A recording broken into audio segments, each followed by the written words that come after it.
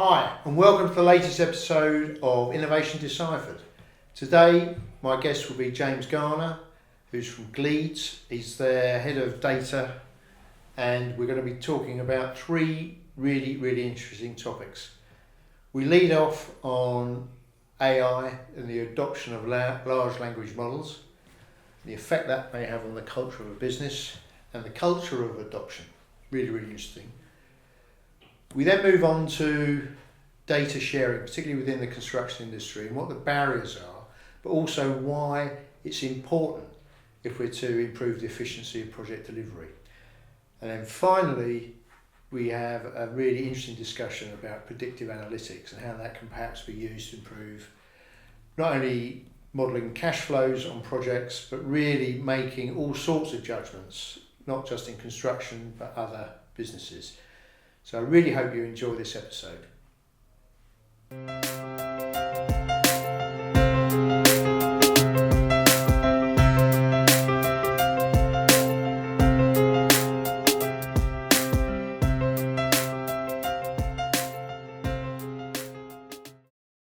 Hi James, and thanks very much for coming on today's podcast. Absolute pleasure. It's great to have you here. Just to get the audience warmed up, just tell us a little bit about how you got into the industry and what your role is now. Okay, so I trained as a quantity surveyor. I've been with GLEEDS for over 20 years, believe it or not. It's hard to believe sometimes.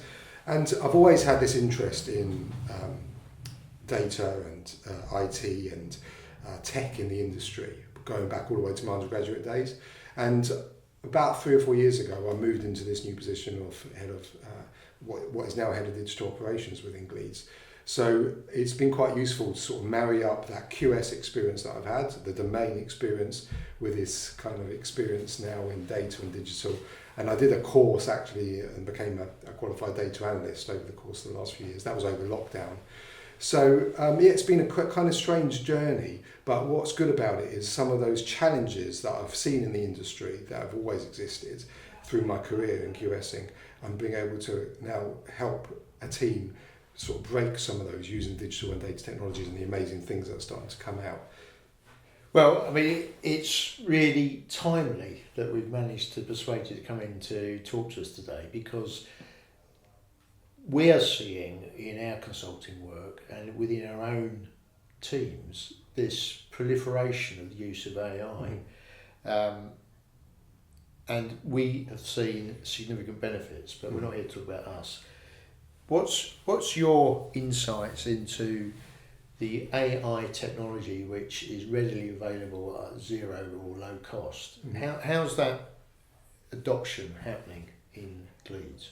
Okay, so I think within GLEEDS or within the industry widely, the technology, the barrier to entry has come right down over the last few years, and these new amazing tools, things like ChatGPT that people will be familiar with, and before that, the use of things like Power BI for visualizations has enabled people to start dipping their toes in the water and utilizing these tools. So people are definitely doing that, and that's becoming more and more available to people. There is still a cultural barrier, I feel, within, and not just within our industry. I've looked at parallels with other industries as well. I'm quite familiar with what happens, for instance, in the music industry. There's still a lot of cultural barriers around adoption, whether that's around fear or security, and some of them are well founded, but that's not going to stop the evolution, and the evolution's speeding up. This thing's moving at a huge pace. So in some senses, AI is the buzzword and everyone's talking about AI as if it's something brand new. Of course, AI as a wider concept has been around for a long time. Actually, if you go all the way back, you could argue that your thermostat is a type of AI. You set a temperature and when it hits that temperature, something kicks in. I think the difference is that compute power has now caught up, and the barrier to entry has caught up, so that people can start utilising these tools, and we can start training these models, things like ChatGPT, where people actually use it really easily and go, wow, okay, this is going to affect my workflows, this is going to affect the way that I do things.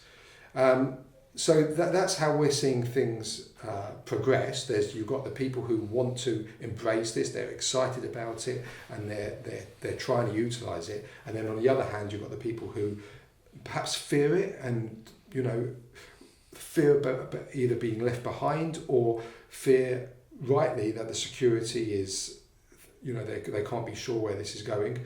And I think our job, or at least I see part of my job, is educating people about how to use this technology safely, and how to not be scared of it, and how to embrace it, but embrace it safely. That's some really interesting insights there, and we've certainly seen, younger team members are embracing this very quickly. I suppose it's partly because the technology's nearer to them culturally, I guess. But also, when you're older, or much older in my case, it's not just about fear, it's about having to change ways of working that have perhaps been entrenched for 30 or 40 years. And that in itself is a barrier, I think, which I'm struggling with, but I will get there. So, but what the other thing that we've noticed, I wonder whether you've seen this as well, is that about 9 months ago, there was a really profound difference, because our outputs are reports, written reports. So that one of our key jobs that we do is produce reports for our clients, and we want them to be in excellent English, both in terms of grammar and everything else, but they've got to read well as well. But at the same time, we employ a lot of people who English is not their first language. And so forth, we have lots of procedures in place to and resources put at proofreading, checking reports from those two aspects, as well as the technical bit. Overnight, or from 1 month to the next, it's suddenly changed. Things that took a lot of effort suddenly were read almost perfectly and really well. It was the odd Z that had to be turned to an S. That sort. It was that kind of level of minor typo type changes that we had to pick up on, and it was astonishing. And it puzzled us for a bit until we found out how it was done. But of course, it was being done through not in this case. It wasn't ChatGPT. It was another app, but nevertheless, it was large language models. And it made a profound difference. Absolutely. And therefore, that bit, the quality's gone up, and the efficiency has also gone up at the same time. And that's what people have been wishing for, So what enables us to do is cast our net wider in terms of talent pools. So if we were restricted before, and we talk about the talent and the labour shortage within this country, but some of that was because of restrictions around people's lack of being able to write in English, perhaps. That's just been blown apart by this technology. And it's funny you should say about it changed the quality overnight. I've even had people say, "Oh, I know when something's being used with ChatGPT or a large language model because it's too good." And there is that as well. Sometimes you can spot that it's almost too good, the language. But even that's getting better because they're starting to fine-tune models to reflect people's own personal styles. But it's a wonderful thing when you think of it like that. You've made a huge stride in your reports, and you're enabling people to harness their intellect and getting through a barrier that they might have had. In this case, it was language. It's no longer a barrier because technology has allowed them to do something. That's an incredible I can thing. give you two interesting examples there, which may be insightful for listeners. We've got one particular person who that doesn't work for us anymore, but her mother tongue was Mandarin. So what we found in her case was that when she started using a translation app, a really, really high quality one, we found out something we could never have known, that her written Mandarin was excellent. She was really, really good at writing in Mandarin. We've got other team members from India or Indian heritage. They speak a variety of languages as a first language. There aren't those apps yet that any of them have found, but in their case, they're using open access large language models to help them. But there again, you get into the security issue about, we don't want to teach Microsoft how to do our work. So we have some rules around how that's used to keep the data safe and confidential. Yeah, particularly for our clients. Absolutely, and the same issue I think with most companies, and that's an interesting point in itself. Writing an AI policy, and you can go two routes with it. There can be a very lengthy kind of Bible of what you must and mustn't do, or you can just say use your common sense, and this does not replace your professional duties. And I tend to think that second route's better, because all this is a tool, like you say, and it's in some senses it's no different from when we started introducing word processors and spreadsheets into the industry. You can still put garbage into a spreadsheet and garbage will come out, right? You can't then blame the tool. And I think it's the same with these large language models and visualization apps and other AI apps. If you put rubbish in and you get rubbish out, you can't say, well, the tool's to blame. Now, the caveat to that is around security. You have to be really careful about what you're asking it, certainly what you're uploading to it, because the model will be trained on that. And that's something that I think, again, is common sense that people just need to understand. Same with anything, just be careful what you're putting out there. I'd say it's the same if you were using post. Be careful what you put in the post. Be careful what you send on email. Be careful what you type into Google search. So I think people are getting hung up on this, and I can understand why, because it is actually training a model, but the same process, the same thought process is there. Just use your common sense. Don't do anything stupid. Don't give away confidential client information. Yeah. And it's a whole new world, isn't it? Because I don't think I'm not aware of people. Well, there was mass adoption, wasn't there, of ChatGPT? Yeah, they it was went the from 0 fastest, to 4 or 5 million in a week or something. Yeah, I dread to think what it is now. It'll be hundreds and hundreds of millions. It's astonishing that rate of adoption. I don't know whether you watched the Turing lectures over Christmas. The rate at which these things are developing. ChatGPT was trained on 500 billion words. And that's only the latest model. They're working on the next model now. Of course they are. Going to be... and all of the nuances that can go behind that to improve its accuracy and its potential cognition.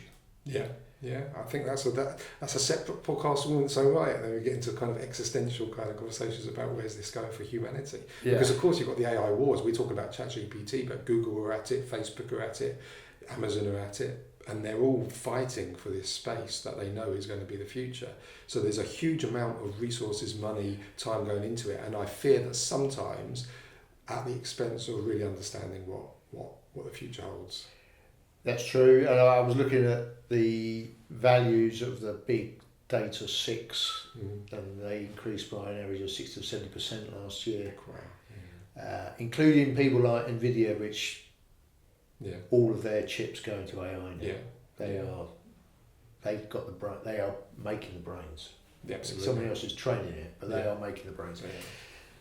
The one that was really, really stunning was, I think it was a week or two ago, Microsoft overtook Apple as the largest corporation in the world, and that is on the back, I guess, of people's expectations out of Copilot.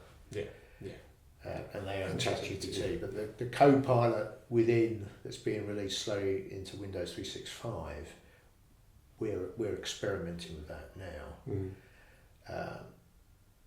and it's looking promising. And it's only a really early adoption.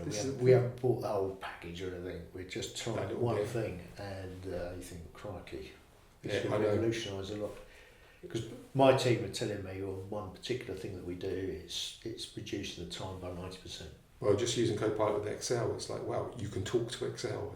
And like you say, it's not perfect yet, but I think going back to the cultural question, if you've got the mindset or that you don't want to adopt these things because you've got fear, you'll find reasons to say, well, that doesn't work perfectly, or I typed something into ChatGPT and it hallucinated and came up with some rubbish. that's not the point, because it's going to get better.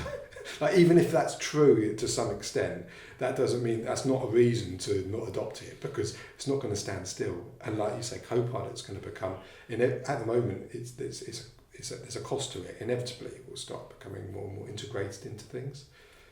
And it's interesting what you said about the Apple Microsoft thing. You know, they're going to be jostling for this kind of top spot. And of course, Apple haven't.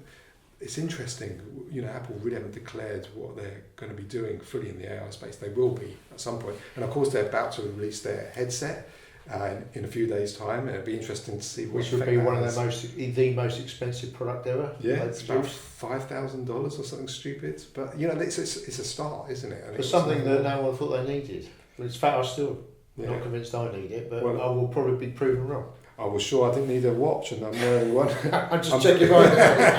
I remember when that came out, everyone said the same thing. Why would anyone want a watch on their wrist? But everyone seems to buy them now. They've got their marketing and the way that they, you know, are able to impact people's desires is very, very interesting. So I think, you know, I know we're going off topic a little bit, but I think it'll be quite interesting to see what happens, because I think all these technologies are interlinked in terms of VR, AR, AI, blockchain, all these things. They're going to kind of work with each other to increase this exponential growth. Yeah, I've got a similar feeling. Yeah. I'm sort of optimistic that it's going to make a profound positive impact on people's sort of daily experiences about how things can be better. So you take that. Why do I wear that rather than I've got an Omega at home, which is really nice Omega. I never wear it. Yeah. Because I want it to monitor my health data. Yeah, exactly. Yeah. I want it to monitor my health data. So why wouldn't I do it? Yeah. That's why I wear it. Even though you've got to put it on charge every night, you've got to remember all that, you know, and it's probably doesn't look quite as nice as your Omega. You're happy. It wins hands down. It wins. It wins hands down. And of course, the next generation that's already out, you only have to charge it twice a week. Yeah, exactly. So that sort of problem, at the moment, yes, you're right. I charge it when I'm in the shower. That's usually just about enough. Yeah. So what difference does it make? I'm not going to wear my Omega in the shower. So yeah. We have gone off topic, but in an interesting way. So there's a slight digression there. Right, we've spoken a lot about this profound adoption of AI, and it's beginning to have significant impacts on what we do in business as well as our daily lives. But of course, the thing that used to be the big hot topic of conversation in the construction sector, which is where we're both from. Yeah. I'm sort of still got one leg in it, but you're still both legs in it. Is what to do with the data lakes or oceans, and whether there's any value in one organisation sharing with another. How do we find the value? Is there real value in it? Give me your thoughts on that whole piece. Huge topic, and it's not just the construction industry, but the construction industry is especially bad at utilising the data that it produces, because it produces an awful lot.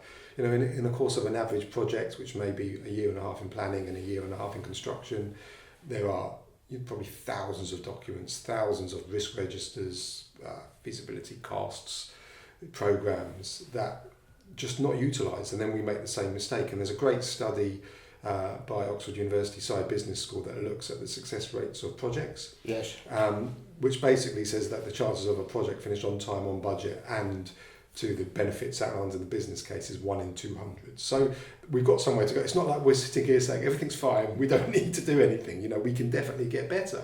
And the key to that is data. Now, the problem is, I think, that there are various organisations and various initiatives to collect data, but there's just not enough data. If you took every single construction project that was built in the UK, we're not talking about billions and billions of data points. We're still talking probably in the thousands. And of course, in construction, as you all know, once you get past 3-5 years, that data's probably, the usefulness of that data goes down because things have changed, building regulations have changed. So you're constantly fighting this battle against having a decent data set. And when you split that data set into sectors and subsectors, it gets even lower and lower. So I've always maintained that the way to improve the industry as a whole is to share data. And there's a cultural barrier there because people think there's some inherent value in the data as it stands. But actually there isn't, because there's not enough there in itself. But if you share it with the rest of the industry, then we can all benefit from being able to predict things better, whether that's cost, whether that's schedule, whether that's benefits or risks. And there are some initiatives taking place. So there's the Construction Data Trust, which has struggled to gain momentum because of the exact reasons I've talked about. I know the IPA, the Infrastructure Projects Authority, is trialling at the moment their own benchmarking service. So that's getting all the government data from the various departments, whether that's MOD, MOJ, bringing it in, and that will be publicly available. You've of course got BCIS, they've been doing it for a long time, but they're now a private company. So there are people doing it, but my worry is that we're not doing it fast enough. And whilst all that's happening, you've got the big data companies, the likes of Autodesk, the likes of Microsoft, sucking all our data in whether we like it or not, and we don't even realise it. You sign a license agreement with Autodesk and you basically say, yeah, you can use all the data we upload. So we haven't really got time to argue amongst ourselves whether we should hoard this or for ourselves or not. We've really got to get to grips with it. So any initiative that kind of helps that move along, I'm all for. And part of my role is the current chair of the Project Data Analytics Task Force. We put on some of these hackathons, and we try and tell people and communicate around the benefits of data. But it's difficult. It's difficult. There is this cultural barrier there at the moment. But the IPA thing, I think, is something worth looking out for. It's a really interesting concept to me that these initiatives are about improving efficiency of the industry as a whole. Because what I think the thesis of what you're saying on your reporting is that if we collect all the data together, everyone's going to benefit, but no one's going to get an advantage. Yeah. And construction, I'm sure you're aware, is low margin. It's highly competitive from the point of view, well, it just has to be because that's the way the market works. You've got this issue that people think their data gives them an advantage, but it's insufficient to find the real efficiencies typically, but they don't want to share it because they think any advantage they have got is gone if it goes to and I think the industry. It's a combination of them don't want to share it, and sometimes they don't actually have it in order to share as well. We talked about data lakes, but it's more like a data swamp in most organisations. There's just lots of spreadsheets. So even if you've got some people who are willing to share it, they often don't have it readily available. So we've got to help, and that's one of the things that we're doing within the task force, is to help people understand how to bring their data, how to improve people's data literacy skills. There's two routes to this. There's the top-down approach in terms of coming from government, and we know that there's certain areas of the government which are starting to dictate that within the invitations, tenders, that people have to supply their data. But I think it's also come from the bottom up in terms of bringing people into the industry who've got the data skills, who can get the data into a decent order, that if someone has got the ability to share, they then are able to share easily. So I think if we do both those things, and then the third one is being aware of where you're putting your data in, because the easiest thing at the moment is to sign up to a third-party SaaS platform and then give all the data to them. And we know that there's people doing that, the likes of Nplan and the likes of Nodes and Link, they'll be using data from projects to fine-tune their own models and then send it back to the industry. So we've got to be going into this with our eyes open. You have to go with your eyes open. That's been a really interesting talk around data sharing. Yeah. Now, there's another part of your portfolio which I'm interested to hear your views on, which is really the use of predictive analytics, whether that's for cash flow forecasting in construction, presumably, or for any predictive analysis required in business. What's the insights you've gained on that? So going back to the construction industry specifically, again, we've been pretty poor at not utilising the data. So if you think of the average site progress meeting, for instance. It typically consists of people going into a room, looking at what has gone wrong in the month. Oh, you've lost another week, the budget's gone up, and then working out usually whose fault it was, and then by that point you've probably done the meeting. So that's not the best use of time.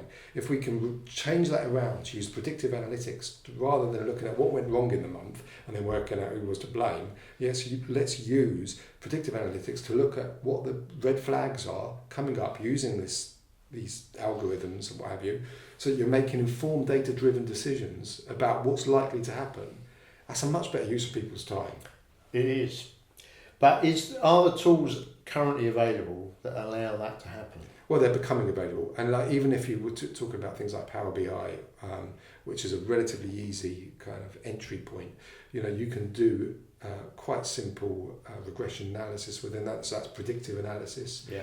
Using past data on projects, and we've seen people being able to produce very impressive dashboards on a project. And I'm not talking about, unfortunately, dashboards have got a bit of a bad name, and I heard someone use the phrase dashboard graveyards because they're not really thinking about what they're trying to do with the dashboard. They're just creating a dashboard so something looks flash and everything. But if you use it intently and you know what you're trying to do, you're going into a site meeting and you want to predict what's going to be happening and use it for that purpose. I've seen some really good examples across the industry of people being able to do that, and it changes the dynamic of that meeting. So there's that, but then there's a lot of kind of third-party tools out there as well. And of course, even within ChatGPT, the latest version has got the statistical analysis within it. So again, you've got to be really careful what you put into it, but that's starting to enable you to upload data, not just text, and it be able to report on that. So I think the tools are available, but people, you go back to the cultural thing. I think